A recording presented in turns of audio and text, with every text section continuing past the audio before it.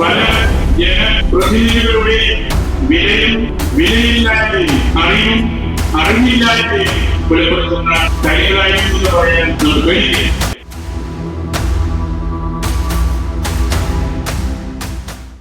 October 2025 bill കഴിഞ്ഞ രാത്രിയിൽ president ഒപ്പുവെച്ച് നിയമമായി.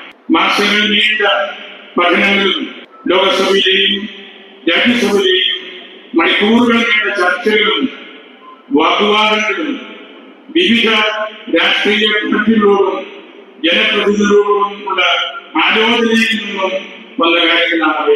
ജനാധിപത്യത്തിന്റെ ശ്രീകോവിൽ പുറത്തും നടന്ന ചർച്ചകൾ പല ജനപ്രതിനിധികളുടെയും വിലയില്ലായ്മയും അറിവില്ലായ്മയും വെളിപ്പെടുത്തുന്ന കാര്യങ്ങളായിരുന്നു എന്ന് പറയാൻ നമുക്ക് കഴിയില്ല. ജനാധിപത്യ തത്വങ്ങൾക്കും രാജ്യത്തിന്റെ നിയമത്തിനും വിരുദ്ധമായ നിലപാടുകൾ തിരുത്തുക എന്നുള്ളതായിരിക്കും ഏവരുടെയും ഉള്ളിലുള്ള കാര്യം. ഇപ്പോൾ വളരെ പ്രായോഗികവും കാര്യക്ഷമവും കരോചിതവുമായ ജനാധിപത്യ പരിഷ്കാരങ്ങൾ അതിലൂടെ നമ്മൾ കണ്ടു. എനിക്ക് കുറിച്ച് പറയാനുള്ള നിരീക്ഷണം, ഇത് ഒക്ടോബർ ഒരു റിലീജിയസ് വിഷയം മാത്രമല്ല. നമ്മളെ സംബന്ധിച്ച് ഇതൊരു നാഷണൽ ആൻഡ് സോഷ്യൽ വിഷയമാണ്. ദേശീയവും സാമൂഹ്യ പ്രാധാന്യമുള്ള വിഷയമാണ്. ഒക്ടോബർ നിയമത്തിന്റെ ദുരുപയോഗത്തിന്റെയും നിയമങ്ങളിൽ അവ്യക്തതയുള്ളതിന്റെയും മറനീക്കുവാനുള്ളൊരു പരിശ്രമമായിരുന്നു. ഞാനൊരു രാഷ്ട്രീയ പാർട്ടിയെ പ്രോത്സാഹിക്കാൻ സംസാരിക്കുകയാണ്. നമ്മളുടെ CBCയും അവരുടെ ഒരു നിർദ്ദേശം കേരള എംപിമാർക്ക് നൽകിയിരുന്നു. അവർക്ക് വിട്ടുനിൽക്കാമായിരുന്നു, വോട്ട് ചെയ്യാതിരിക്കാമായിരുന്നു, ഇന്റർമീഡിയറ്റായിട്ടുള്ള സാധ്യതകൾ എന്തെങ്കിലും കൊണ്ടുപോയി നിരീക്ഷിക്കാമായിരുന്നു. അവർക്ക് പാർട്ടിയുടെ പ്രഖ്യാപിത സ്റ്റാൻഡ് വെക്കേണ്ടി.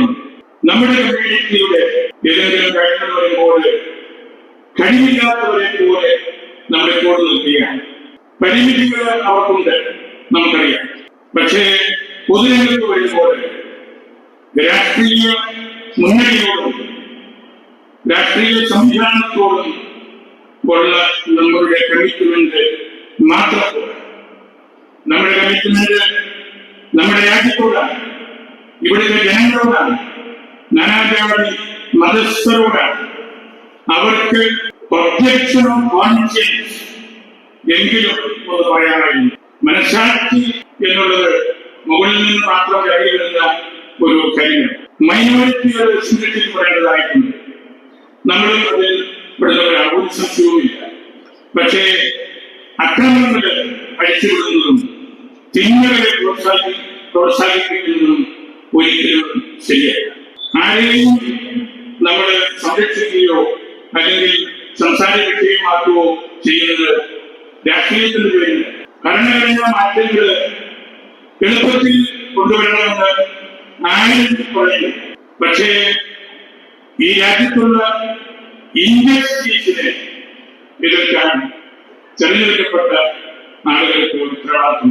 അനീതി അതുപോലുള്ള മറ്റ് വർഗീയവൽക്കരണവും നടക്കുമ്പോൾ അത് വലിയ പ്രയാസത്തിലേക്ക്.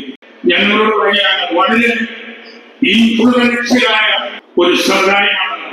അംഗബലം കുറവായിരിക്കാം. സമുദായത്തിന്റെയും സഭയുടെയും രാജ്യത്തിന്റെയും കാര്യത്തിൽ നമുക്ക് നിർണായകമായ പങ്കുവഹിക്കാൻ, വോട്ട് വഴി പലരെയും ജയിപ്പിക്കാൻ നമുക്ക് സാധ്യമല്ലെങ്കിൽ മൂല്യാധിഷ്ഠിത ധാർമ്മിക സ്വാധീനം വഴി പലരെയും തോൽപ്പിക്കാൻ ഇപ്പോഴും. അതാണ് സഭയുടെ സമുദായത്തിന്റെ കരുത്ത് എന്ന് പറയും. അവിടെയാണ് നമ്മൾ ഒന്നിച്ചു നിൽക്കേണ്ടത്. സഭയുടെ സമുദായത്തിന്റെ ശക്തികളാണ്. ഒരു രാഷ്ട്രീയ പാർട്ടിയുടെയും അമിതമായ പ്രഘോഷണം നമ്മൾ ഒരിടത്തും നടത്തേണ്ടത്. മുൻകാലങ്ങളിൽ അധിനിവേശം എന്നത് യുദ്ധമുറ വഴിയായിരുന്നുവെങ്കിൽ ഇന്ന് ജനാധിപത്യ രാജ്യത്ത് ജനദ്രോഹ നിയമങ്ങളുടെ രൂപത്തിലാണ് അത് വരുന്നത്. വഖഫ് നിയമം മുസ്ലിങ്ങളെയും എത്രയോ പേരെ വിപരീതമായി ബാധിക്കുന്നു. മുൻപത്ത് പോലും നൂറുകണക്കിന് കുടുംബങ്ങളവരാണ്. ഈ രാജ്യത്തിന്റെ നാനാഭാഗത്തും അവരെ ഇത് വളരെ നെഗറ്റീവായിട്ട് ബാധിക്കുന്നു. അതുകൊണ്ടാണ് ഞാൻ പറഞ്ഞത്, ഇത് നാച്ചുറൽ വിഷയമാണ്, ഇത് സോഷ്യൽ വിഷയമാണ്, അതൊരു റിലീജിയസ് വിഷയമായിട്ട് മാത്രം അതിനെ കണ്ട്